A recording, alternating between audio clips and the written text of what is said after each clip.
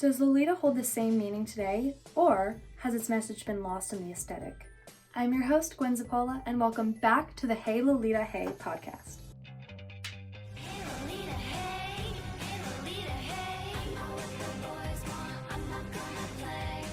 Quick disclaimer, if any of you mention how my hair looks right now or my pimples, you're getting blocked and doxxed, so keep that in mind. Today, we are diving into the themes and messaging of Lolita, the real heart of the novel. What is Nabokov trying to say? And maybe more importantly, what is he not saying? We're going to break down the core themes, how different characters challenge or reinforce them, and whether the novel's message still holds up in 2025. Let's get into it. Here's today's look's inspiration. We'll see how that goes. Why is my mirror so dirty? This is disgusting. Anyway, Lolita is a book full of contradictions. It's beautiful yet disturbing, poetic yet horrifying.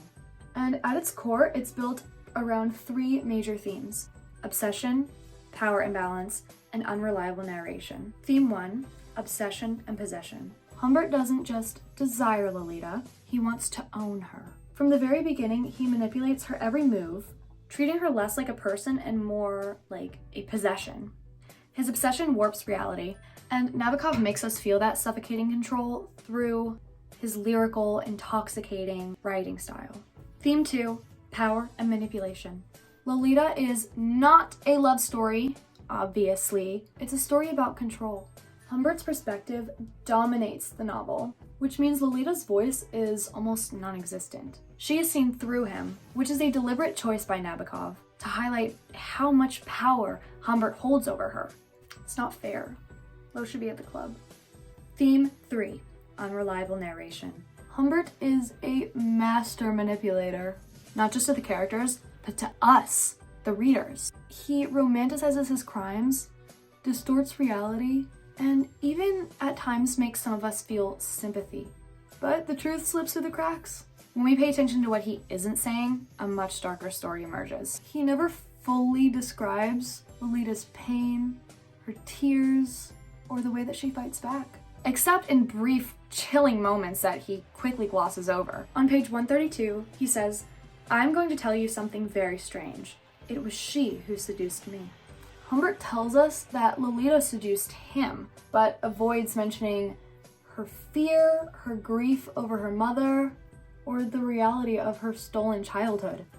Nabokov really forces us to read between the lines, where the real story is hidden in what Humbert refuses to acknowledge. Now let's look at how these themes play out through three key characters: Humbert, Lolita, and Claire Quilty. Let's start out with Humbert, the unreliable narrator. Humbert is both charming and horrifying.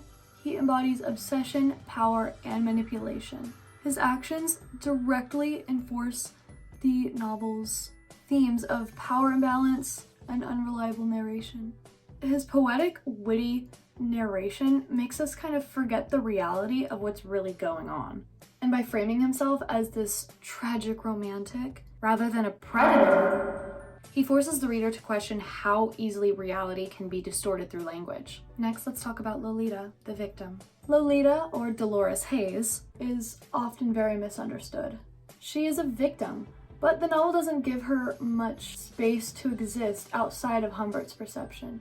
She represents silenced voices and the effects of control and power imbalances. Now, some readers might argue that Lo has moments of agency, like when she flirted with Humbert early on, moments of defiance, like when she was demanding money from him, or even her escape with Claire Quilty. But ultimately, these choices exist within a system where she has no real control. And her lack of control is the entire point. I mean, she's trapped by Humbert, by society, and by the novel itself. Lastly, Claire Quilty, Humbert's dark reflection. So if Humbert is trying to dress up his obsession as love, Claire Quilty is the raw, unfiltered version of that. He preys on Lo in an even more grotesque way, proving that Humbert isn't some tragic romantic. He's just another predator. Quilty's actions often reinforce the notion that obsession is not unique to just Humbert, but part of a larger cycle of exploitation. Why did Nabokov choose to tell the story in this way? We discussed his background in the last episode, but let's take another look. So first there's his obsession with language. He didn't just write, he played with his words. He was fascinated with how language could manipulate, enchant, and deceive, which is exactly what Humbert does to Lo and the reader. By making Humbert's narration beautiful, Nabokov forces us to confront an uncomfortable question. How much power does language have over morality? Can a story make us forget the truth? There's another layer. Nabokov's own life was shaped by exile. He was forced to flee Russia after the revolution, moving across Europe before eventually settling in America. The sense of constant movement, of never fully belonging, is mirrored in Humbert. Humbert is always drifting, first across Europe and then across America, never settling, never content. But while Nabokov turned his displacement into art, Humbert uses it as a way to keep Lolita trapped, always uprooted, always dependent on him. It's an eerie distortion of something that Nabokov himself experienced. And then there's a real-life connection, the case of Sally Horner. I discussed this in the last episode, but for a quick refresher, in 1948, a man posing as an FBI agent kidnapped 11-year-old Sally Horner. He held her captive for nearly 2 years, moving her from state to state. While Nabokov never outright said that the case of Sally Horner inspired Lolita, he did make small references to her case in the novel, which makes it pretty hard to ignore. If Sally's story was on his mind, then maybe Lolita was, in part, a response, a way of exposing the horrors hidden behind society's refusal to look closely. So was Nabokov trying to warn us? Was he simply fascinated by language's power? Or was Lolita a blend of both? An artistic experiment with something dark and deeply human at its core. Whatever his exact intentions were, Lolita forces us to confront the uncomfortable truth that reality isn't as clear-cut as people may want it to be. So what are we supposed to take away from Lolita? And does its message still resonate today in 2025? This novel forces readers to confront their own personal biases, how easily we can be seduced by beautiful writing, even when it's used to tell an ugly story. It remains deeply relevant today because we're still having conversations about power, victimhood, and how media portrays abuse. However, Lolita is still often misinterpreted.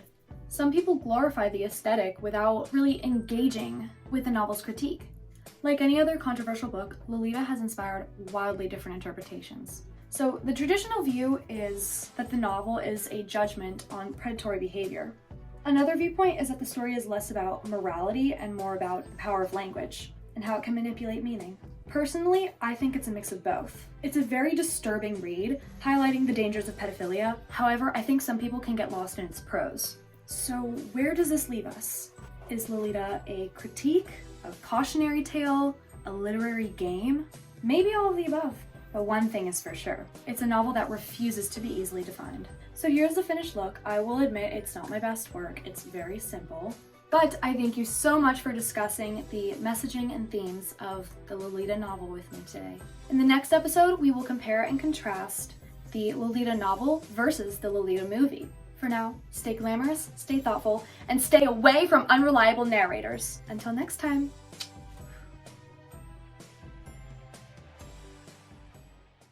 I know.